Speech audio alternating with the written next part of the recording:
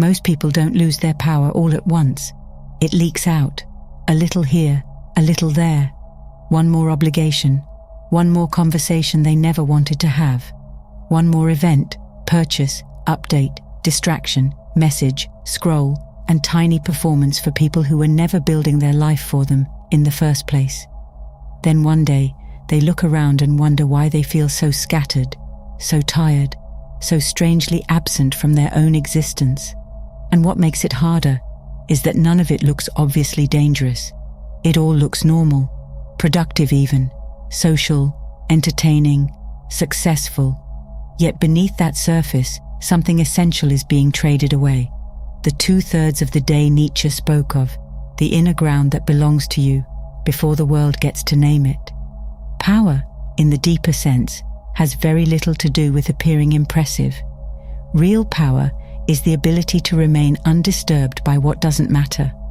Real power is having enough clarity to say no without guilt, enough self-trust to walk away from noise, and enough inner substance that you don't need constant stimulation to feel alive.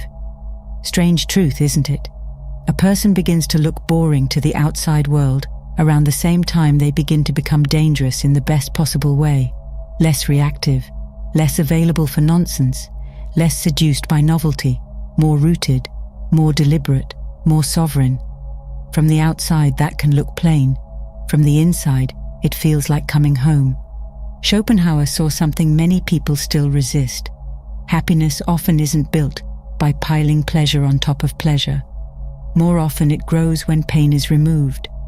Chronic stress, unnecessary drama, shallow obligations, the pressure to keep up, the addiction to being seen. Once those are reduced, a different kind of life starts breathing through you. Not louder, cleaner, like wiping steam from a mirror and finally seeing your own face again.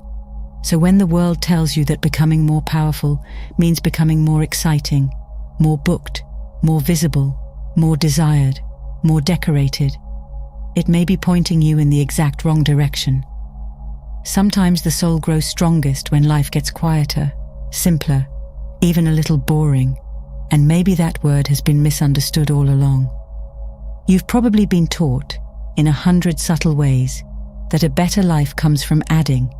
Add skills, add contacts, add experiences, add upgrades, add plans, add more until the pile looks convincing enough to be called success. But there comes a point when addition stops being growth and starts becoming weight. A pan meant to catch gold fills instead with sand, dirt, and shiny fragments that look valuable only because no one taught you how to let them fall through. A life can become crowded long before it becomes meaningful. And once that happens, even good things begin to feel heavy because there's no space left to receive them properly. A more honest approach is something closer to precision than minimalism. Not less for the sake of less. Not empty rooms and rigid rules just to appear disciplined. Precision, choosing with care, keeping what is true, refusing what pulls you away from yourself. In art, there's a style called precisionism, where detail is reduced so the essential form can finally stand out. Clean lines, sharp focus, nothing wasted. Human life asks for a similar courage. Not every invitation deserves access to your time. Not every desire deserves obedience. Not every opportunity is an opening. Some are just polished distractions wearing the costume of possibility. You can feel the difference usually. Small decisions reveal it first. Clothes you kind of like. Social plans you half want to attend. Books you keep reading out of guilt. Meetings you say yes to because saying no feels too sharp. So much exhaustion begins there, in the half-hearted yes. One useful test is simple. If something isn't at least deeply aligned, why is it in your life at all? Bigger decisions are messier, of course. Fear gets involved. Uncertainty clouds the signal. Sometimes a right choice feels uncomfortable, and a wrong choice feels familiar. Still, one pattern keeps showing up. When a decision requires endless justification, endless explaining, endless negotiation with your own spirit, something is usually off. Truth tends to have a cleaner shape. Noise needs a committee. And that brings you to an uncomfortable but freeing realization. Power grows each time your yes becomes more sacred and your no becomes more respected. Not because refusal is glamorous. Usually it isn't. Usually it looks plain, almost forgettable. Staying home, skipping the extra commitment, ignoring the trend, not upgrading what still works, leaving the message unanswered until there's real energy to answer well, choosing depth over variety and peace over participation.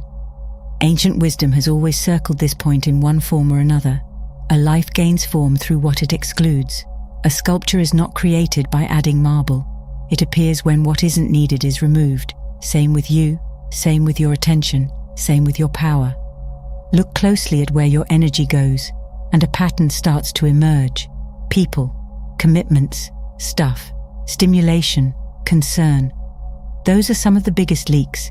Relationships, for example, are often maintained for reasons that have very little to do with love or meaning. Proximity, habit, fear of being alone, wanting to be approved of, wanting to belong somewhere, even if that somewhere keeps draining the life out of you. Beyond a certain point, too many connections stop feeling nourishing and start feeling thin, like trying to water a whole field with a cup in your hand. You end up known by many and held by few. Worse, you begin abandoning yourself in small, socially acceptable ways just to keep all those weak ties intact. A quieter life often asks for fewer people, but truer ones. Commitments work the same way. Just because something fits in the calendar doesn't mean it belongs in your life. Feasible isn't the same as wise. Interesting isn't the same as aligned. Fun isn't always nourishing. Plenty of things sparkle at a distance and turn dull the moment they enter your week. Some opportunities are really obligations in disguise. Some plans are just fear of missing out dressed up as openness.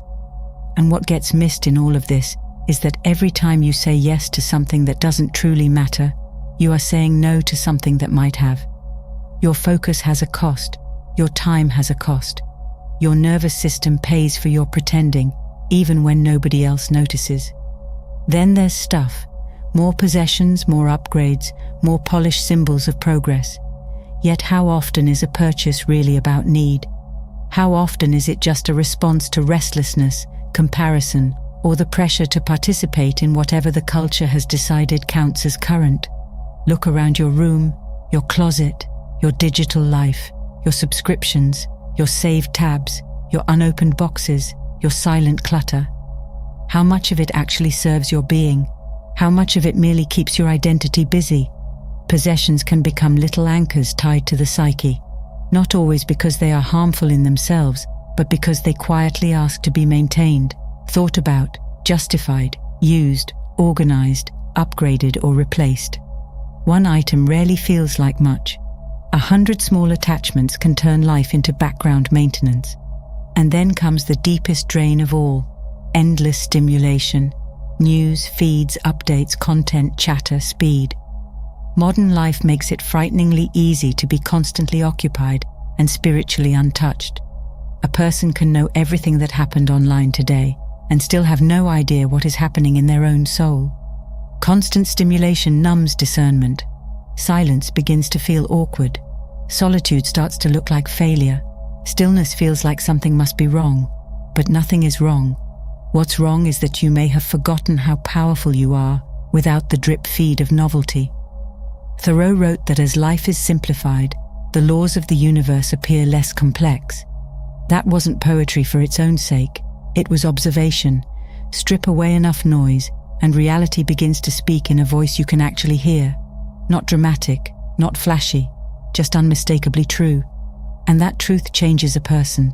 It makes them less entertaining to the crowd, perhaps, but far more unshakable in private. So let yourself become boring in the eyes of a world addicted to motion, performance, and noise. Let your life lose some of its clutter, false urgency, and shallow excitement, so it can gain strength where it truly matters. Protect your attention like it is sacred, because it is. Stop giving your days away to people, habits, and distractions that leave you emptier than they found you. Start asking harder questions. Does this belong in your life?